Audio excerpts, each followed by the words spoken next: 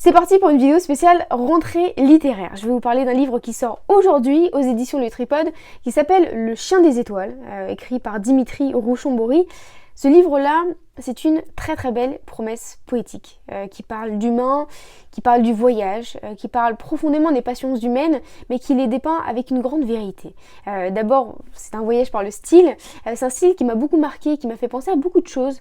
Un style d'abord très oral, très parlé. On a l'impression que c'est un style qui est sans filtre. On entend tout, on voit tout. Il n'y a pas de choses qui sont cachées parce qu'elles sont tabous.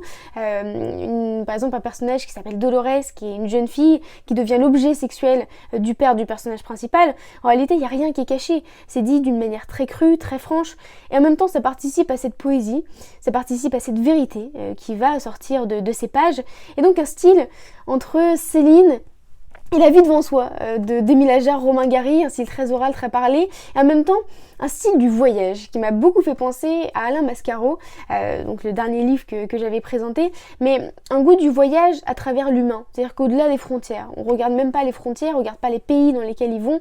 En réalité, ce voyage-là, il est fait par le cœur, par les yeux et par ce lien entre ces trois personnages. Alors je vais vous raconter l'histoire.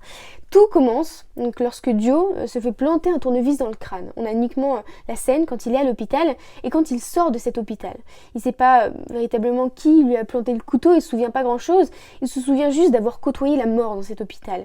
Et en réalité, il se souvient de ce qu'il a sauvé. Et ça va être un fil conducteur dans tout ce roman. Ce qu'il a sauvé, c'est la nuit, c'est les ténèbres, c'est l'obscurité.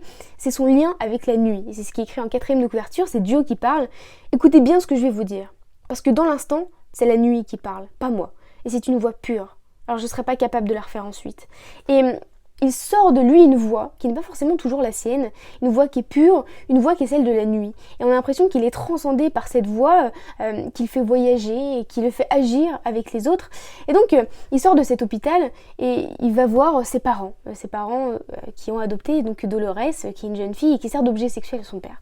Et donc il revoit ses parents et son père lui dit « Prépare-toi parce qu'on va chercher des armes et demain, avec tes oncles, on va aller se venger. » Parce que ce sont des gens du voyage et donc c'est un autre clan qui a attaqué Dio et qui lui a planté ce tournevis. Et donc c'est une scène qui est très particulière parce qu'il sait qu'il va y avoir une vengeance, en même temps c'est pas vraiment ce qu'il veut. Il est apaisé au fond de lui-même et donc ils vont se lancer dans ce voyage-là, dans cette vengeance, en même temps cette suite. J'en dis évidemment pas plus, mais c'est un voyage qui va commencer avec Dio, Dolores et puis un petit garçon qui s'appelle Papillon, qui est un petit garçon qui est muet, qui s'exprime uniquement par des signes, mais tous ces signes sont poétiques. Il a beaucoup d'humour, ce petit garçon, et c'est très amusant de les suivre tous les trois. On a un grand géant qui a un cœur aussi grand que ce qu'il est et que ses mains. On a Dolores qui est une beauté pure et en même temps elle suscite le désir des hommes. En même temps on voit qu'il y a une innocence en elle. Et puis Papillon qui est un vecteur de poésie énorme. Donc je vous conseille vraiment ce livre-là qui nous fait voyager, qui nous fait voir les passions humaines et surtout qui nous fait suivre ce trio qui est assez inoubliable. Donc ça sort aujourd'hui aux éditions Le Tripode. Ça s'appelle Le Chien des Étoiles de Dimitri Rouchon-Bory.